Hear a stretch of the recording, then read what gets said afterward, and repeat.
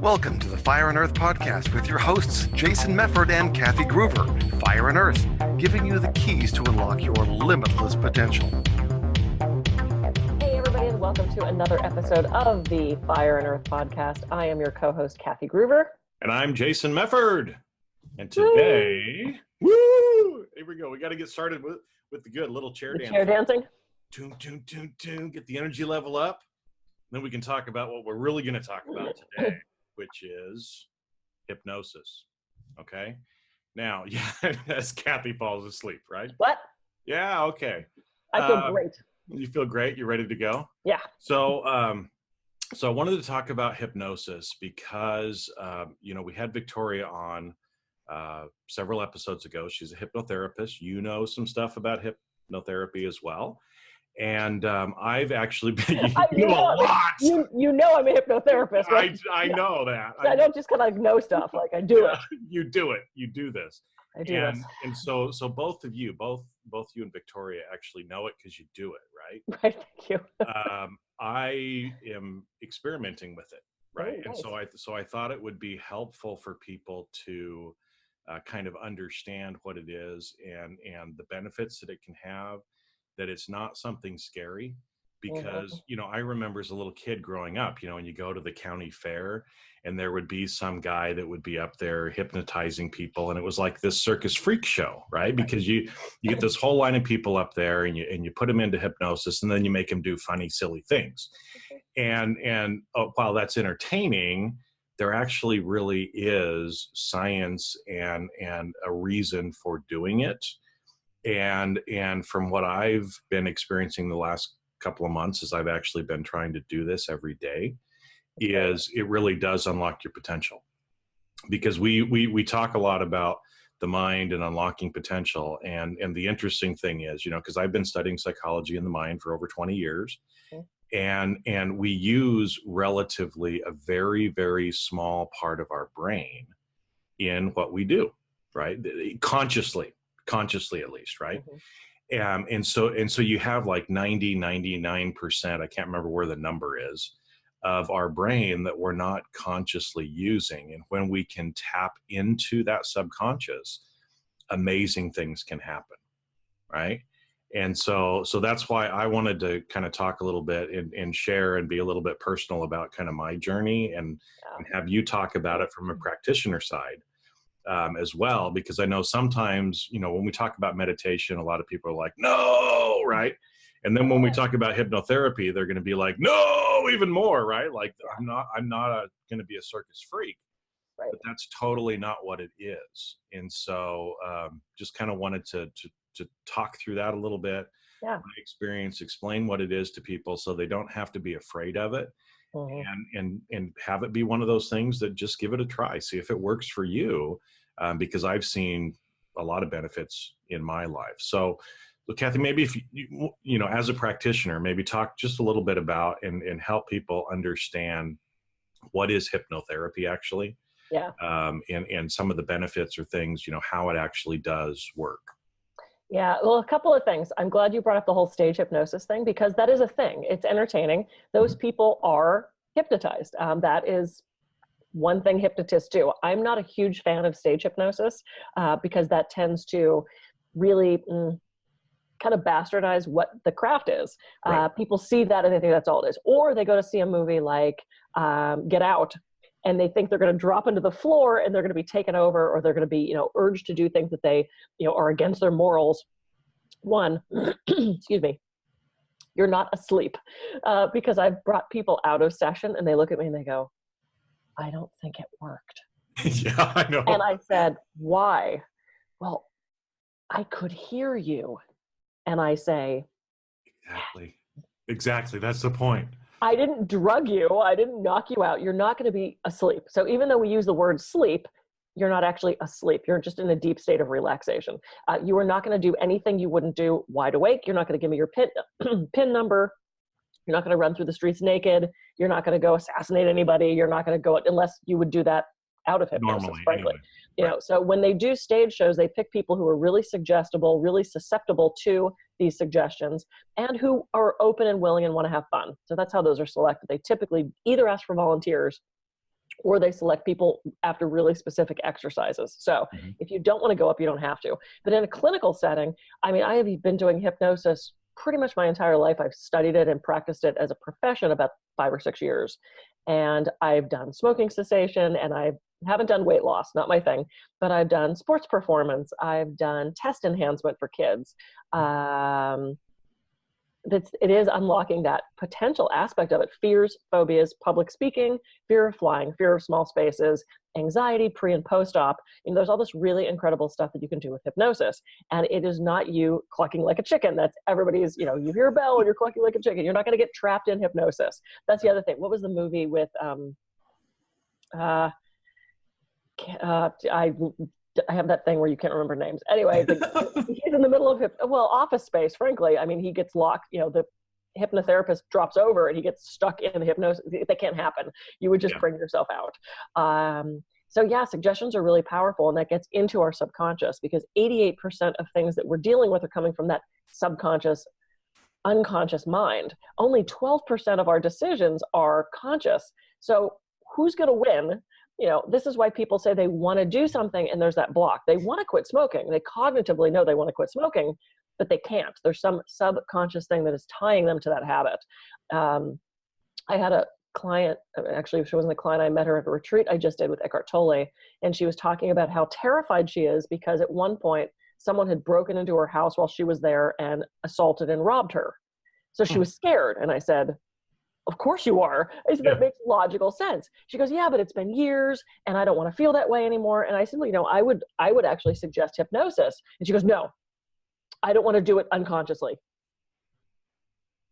And I said, there's a difference between subconscious and unconscious though, right? Yeah. Right. Well, but I also said, can you talk yourself out of this fear? Well, no.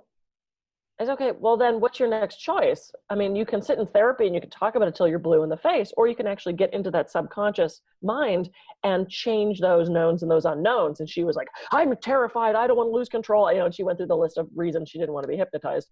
But it was interesting. It's like, if you can't do this thing consciously, then let's tap into that subconscious and make those changes there so that you can be more productive. You can have less fear. You can have more productivity. Hypnosis is amazing for that. And yes, we can all be hypnotized. We walk around in a state of hypnosis often anyway. And don't even realize it. Yeah, if you've ever been driving on the freeway and you suddenly go, crap, where the hell did I pass my exit? You hypnotized yourself. Or if you're reading a book, I've done this, where you're reading, and you turn the page, reading, and you're like, the hell did I just read? And you have to go back and read it again. Your eyes were moving, but you actually were not there. You hypnotized yourself. You became basically unconscious to what's going on. You weren't present in that moment. You were floating off somewhere else. So it's a natural state. It feels good to us. Hypnosis feels so good. I have clients who come out of their session, they're like, I just want to come back every day and do this. All right.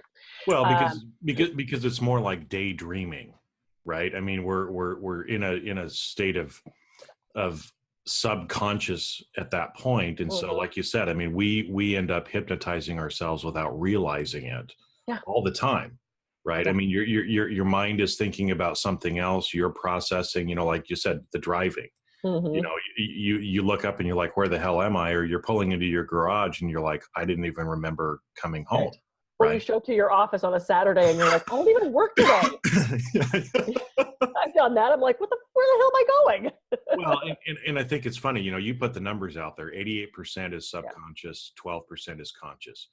And so again, even just from a scientific perspective, right? And I think we've talked about this before, but the prefrontal cortex only works at like 40 bits a second, but the back and the amygdala works at like 11 million bits per second, right? And so your subconscious is doing a lot of work that you are consciously not aware of.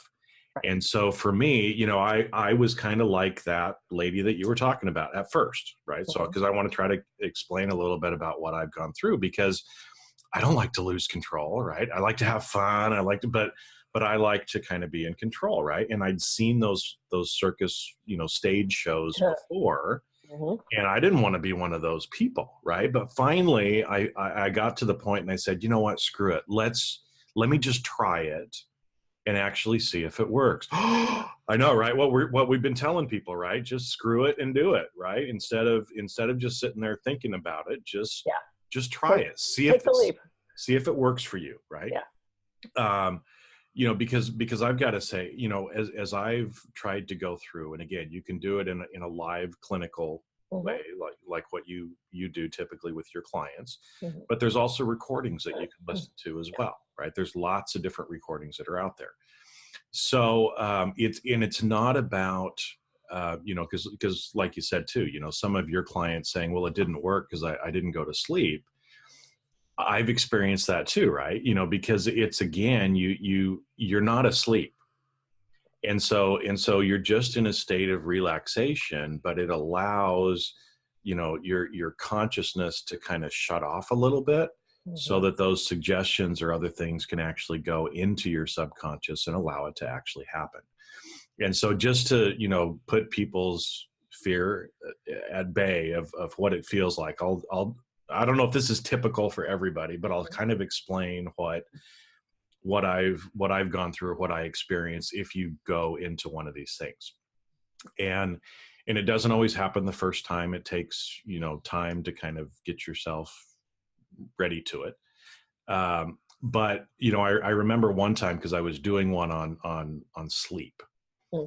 And so, you know, they were talking through and said, okay, you know, close your eyes, and you go through the breathing and you just start feeling relaxed. And then she said, try to open your eyes now, but you can't. And so I tried to open my eyes, and I couldn't open my eyes.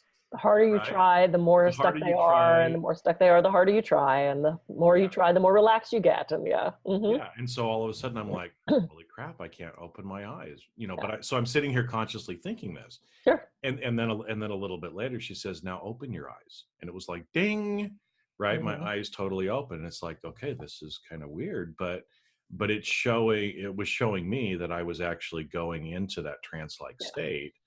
And so even though it didn't feel like I was asleep, I was still in that trance, because you're not supposed to be asleep. If you're asleep, it doesn't work. Yep. Right? So was that kind of typical of what, you know, other people? Yeah, well, sure.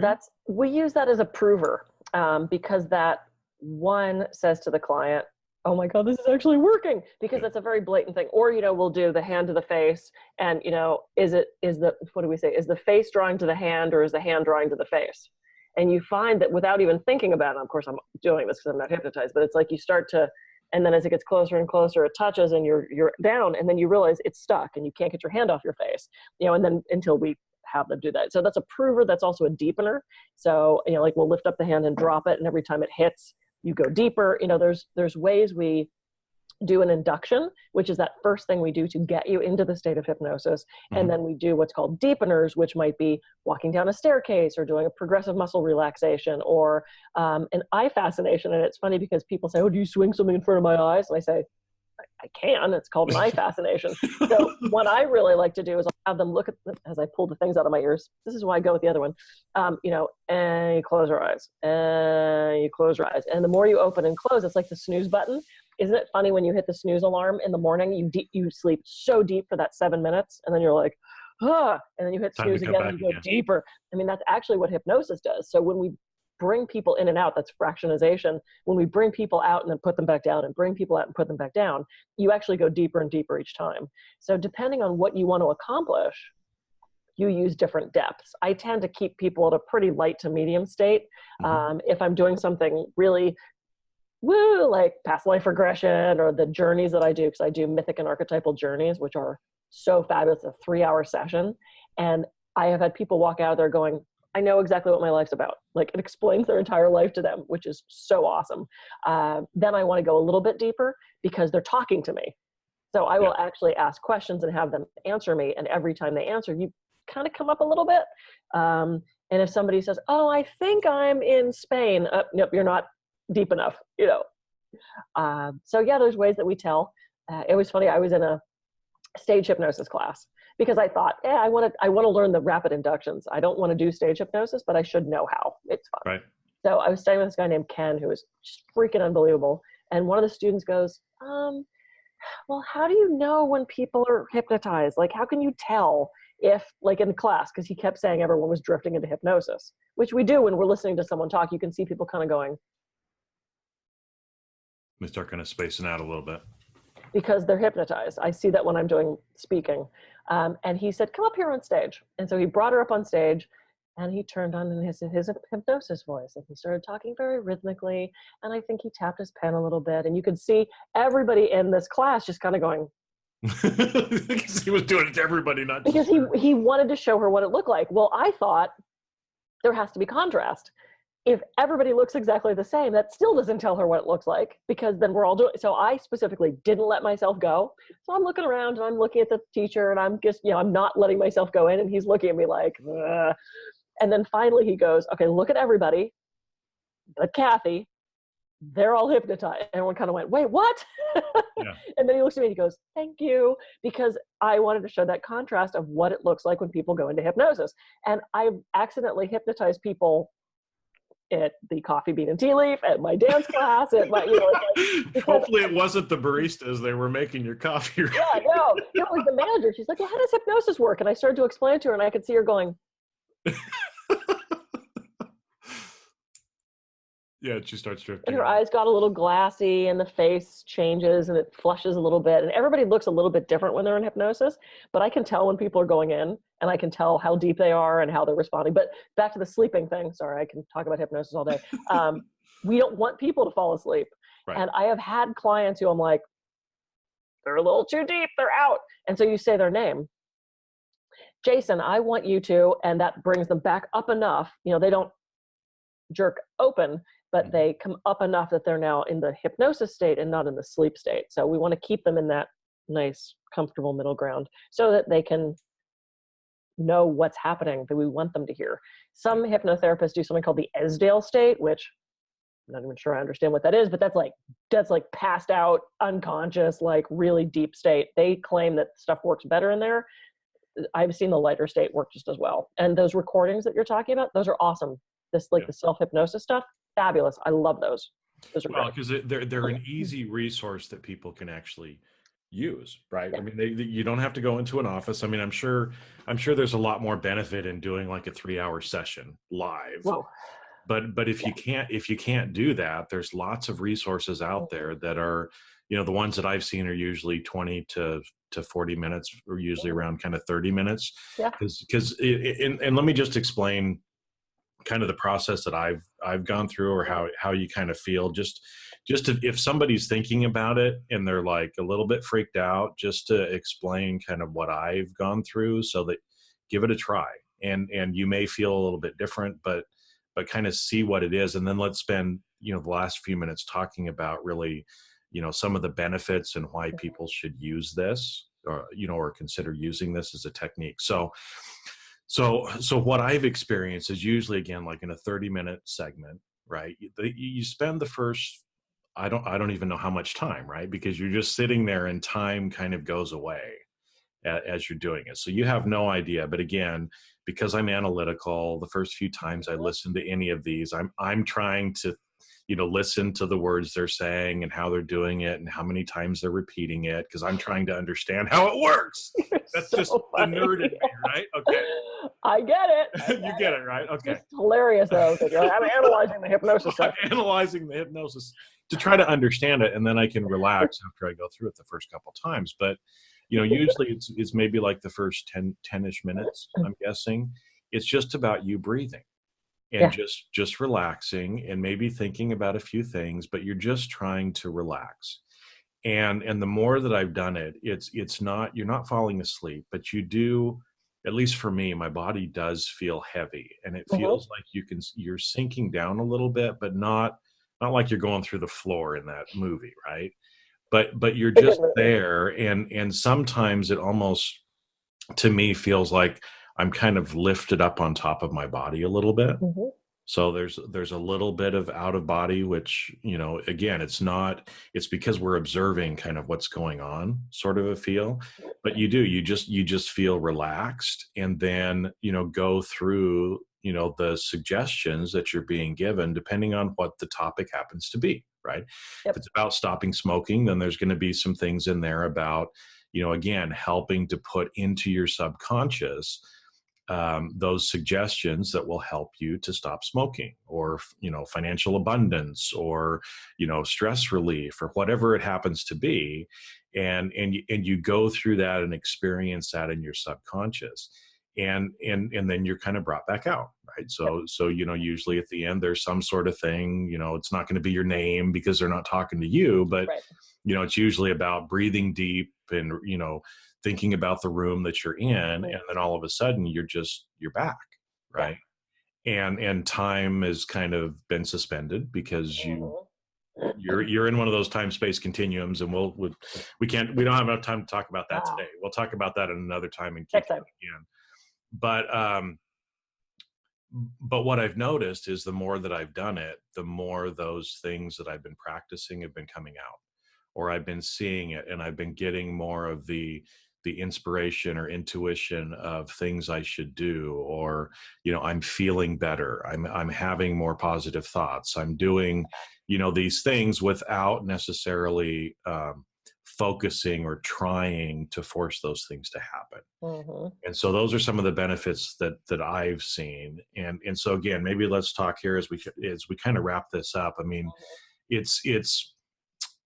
there's lots of mindfulness practices that you can do, like meditation, but maybe let's explain, the benefits of hypnotherapy, how people could incorporate that in, or how that might look, for them, and some of the benefits that they can get from that. Yeah, absolutely. And because you explained how these recordings work, when you're in my office, we normally talk for anywhere from 20 to 30 minutes. And then we go into the hypnosis. So the hypnosis itself is the last 10 to 20 minutes of the session. Okay. So there's times where people are in my office and we're talking, and they finally go, we should probably stop talking and get to the hypnosis. I'm like, well, but we're getting there, and you're kind of already hypnotized. So, you're already kind of starting to go. And that pre-talk is where I determine what techniques I'm going to use, what they actually want to work on. Because I've had people come with a list of things that they want to work on. Stress is one of the best things. Anxiety, sleep.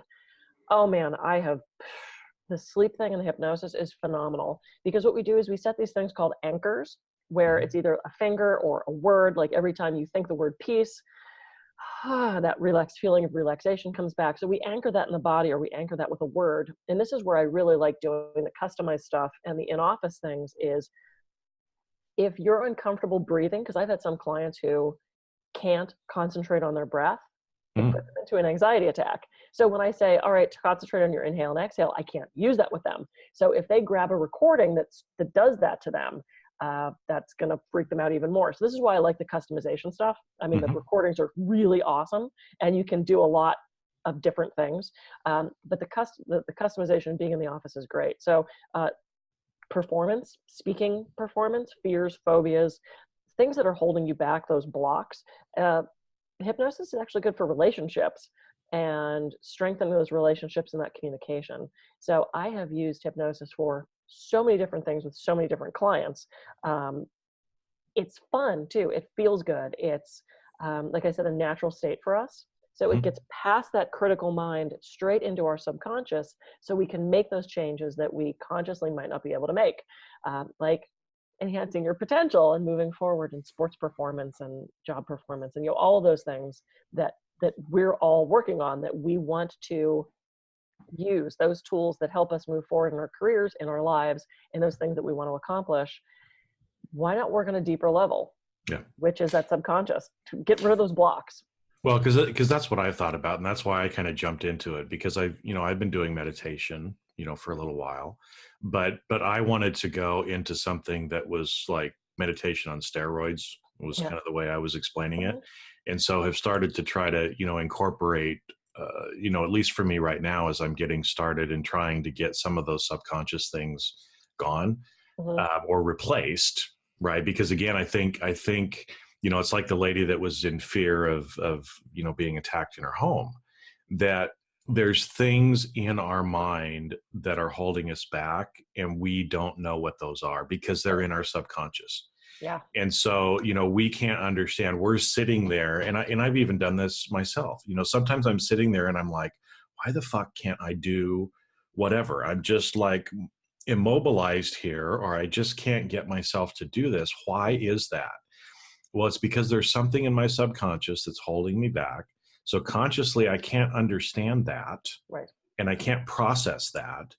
And so, that's why my thought was, well, screw it. Instead of trying to consciously fix a subconscious problem, why don't you use a subconscious method to get rid of the subconscious problem?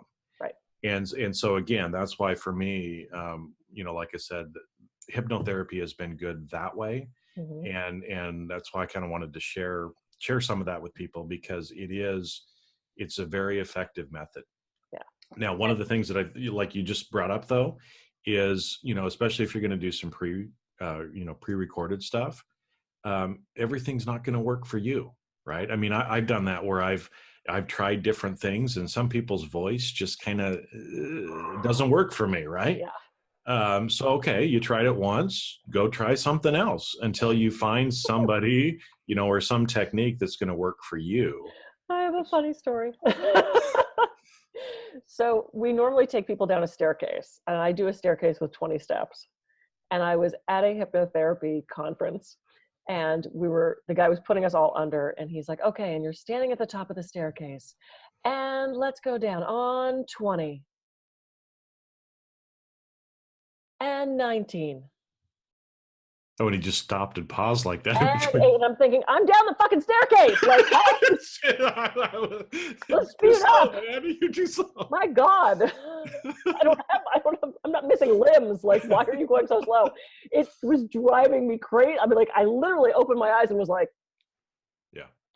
So that didn't work for you, right? But it might work for other people. No. And so that's the thing is, you've got to try this out a little bit too. And so, you might go through 5 or 6 different people's voices or different things that you're doing, and it may not work for you. That's okay. Just try it until you find something that actually works. Because when you do, it can have those huge benefits that we've been talking about. Yeah, absolutely. And don't walk that slowly down the stairs. No. No. I know I'm impatient, but it was bad. It was slow. It was very slow. I know people that are listening to the recording, when you started counting 20, they're like, what happened? Did we lose connection? Whoa, what? Hey, oh. Yeah, because nothing plays better than dead silence on a podcast or a radio show. Exactly. Right. All right. And with that, all right, everybody, go forth. Unlock your potential. Try new techniques. Try hypnosis, either the self-hypnosis that you're doing with the video, with the recordings you're listening to, or find a hypnotherapist in your town, or I do them virtually. I mean, we can sit here like this and I could hypnotize somebody. So, find what works for you, but experiment with that. Don't be afraid. You're not going to lose control. You're not going to run through the streets like a madman. It's just another way to unlock that potential. It's just another way to up your game, and in a way that's feels good, and it's fun, and it's really gentle, and it's effective. So I definitely recommend it. It's effective, and it's easy, because all you have to do is sit there and relax and listen. Yeah. Right. And so, again, it's sometimes when with things like this in potential that we're talking about, sometimes the answers are so simple that we think, oh no, that can't work. Right. Well, I'm here to tell you, it does actually work. Mm-hmm. And a lot of these simple things that we're talking about, they do work. The solution is not as hard as what we often think. Yeah. So go out there, try it, jump in, screw it, just do it, kind of a thing, and see if it works for you. Find something that does work, because when you do, it will unlock that potential, and you'll feel so much better. And that's what we want for you. That's what we want for everybody that's listening and watching, is we want you to achieve those goals. We want you to skyrocket yourself to that success, that prosperity, that abundance, that fame, whatever it is that you want. We want that for you. This is why we're doing this. It's not for us, that we enjoy it. We're doing this for everybody else. So go try it. Exactly. All right. Yeah. Cool. So go out and do it. Do it. Have a great rest of your day. I'm Kathy Gruver, and I can be reached at kathygruver.com. And I'm Jason Mefford. I can be reached at jasonmefford.com. We'll see you next time. Yeah, see you on another episode.